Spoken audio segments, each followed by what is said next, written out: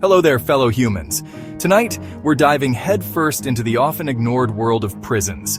Specifically, we're comparing the American and Japanese prison systems. Because, why not ruin that perfectly pleasant Tuesday evening you were having? Now, you might be thinking, John, prisons? Really? And to that I say, buckle up, Buttercup, because things are about to get real. We're talking about two countries, both claiming to be civilized yet handling lawbreakers in wildly different ways. On one hand, we have the United States of America, the land of the free and home to the largest incarcerated population on the planet. On the other hand, there's Japan, with its notoriously low crime rates and a focus on rehabilitation over punishment. So grab your ramen and your finest orange jumpsuit, because we're about to compare and contrast two very different approaches to justice. And trust me, the differences will make you question everything you thought you knew about prisons. Let's address the elephant in the cell, shall we? The way prisoners are treated can be a pretty good indicator of a society's values. And spoiler alert, America and Japan? They're not exactly on the same page here. In the United States, prisons are often overcrowded, understaffed, and rife with violence. It's a system that seems more focused on punishment than rehabilitation. Inmates are often seen as, inmates, not people who made mistakes, but rather problems to be contained. In stark contrast, Japan emphasizes respect and rehabilitation. Prisoners are addressed politely, referred to by their names, and encouraged to maintain their dignity. Shocking, right? Treating prisoners like human beings? Who would have thought? This difference in approach stems from deeply ingrained cultural values. In America, individualism reigns supreme. Screw up, and you're on your own. Japan, however, emphasizes societal harmony and the importance of second chances.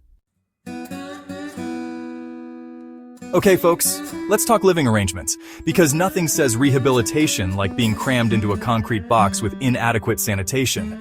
In the United States, many prisons are overcrowded and underfunded. We're talking about cramped cells, limited access to healthcare, and a severe lack of basic necessities. It's enough to make you want to follow the law just to avoid the accommodations. Over in Japan, prison conditions are, dare I say it, humane. Cells are typically single occupancy, clean, and relatively spacious. Inmates have access to healthcare, education, and even job training. They also get to participate in activities like gardening and woodworking. It's almost like Japan understands that depriving someone of their liberty is punishment enough. No need to pile on the misery, right? Let's talk about what happens after the prison gates swing open. The goal, in theory, is to release people who are less likely to reoffend, right? Well, America's track record on that is, shall we say, less than stellar. The United States has a staggeringly high recidivism rate, meaning a large percentage of released prisoners end up back behind bars. Why? Well, lack of support, limited job opportunities, and the stigma of a criminal record make it incredibly difficult to successfully reintegrate into society.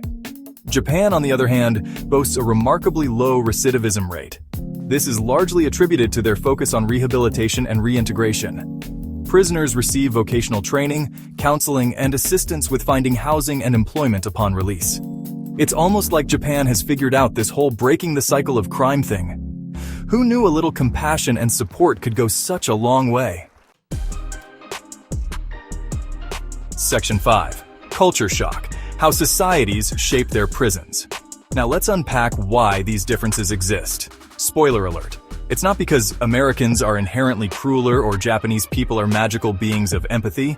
It all boils down to deeply ingrained cultural values. The United States has a long and complicated history with punishment. From puritanical roots to the war on drugs, there's a strong emphasis on individual responsibility and retribution. You do the crime, you do the time, and then some. Japan, however, places a strong emphasis on social harmony and rehabilitation. There's a belief that everyone deserves a second chance and that reintegrating offenders benefits society as a whole.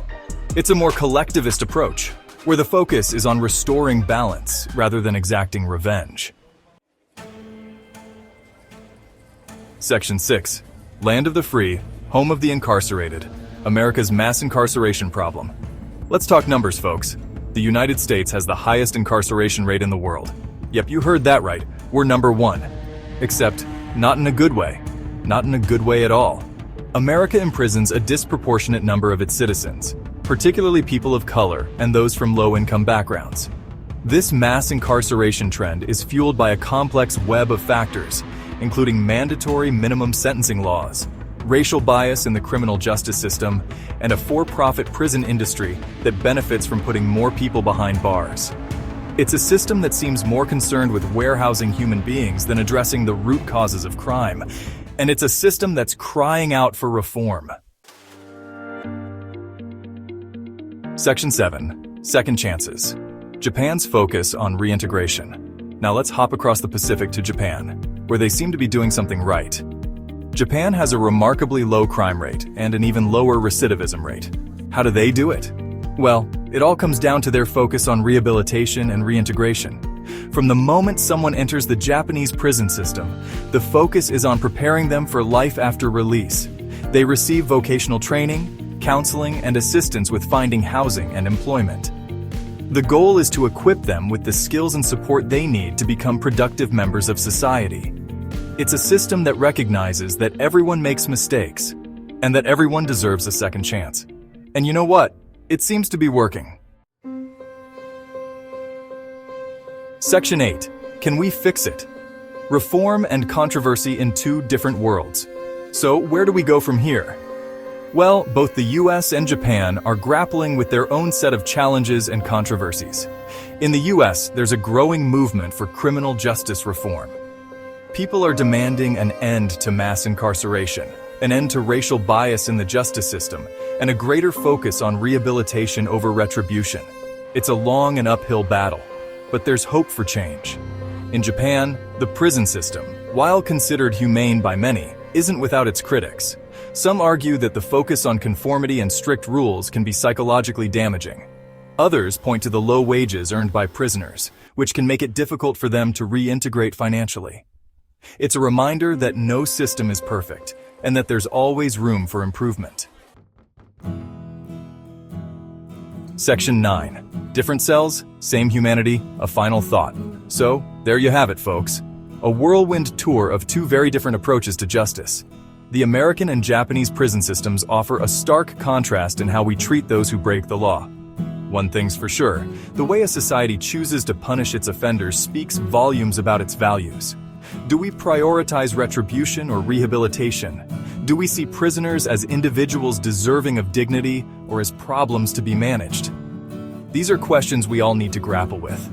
Because at the end of the day, regardless of what side of the bars we find ourselves on, we're all human beings.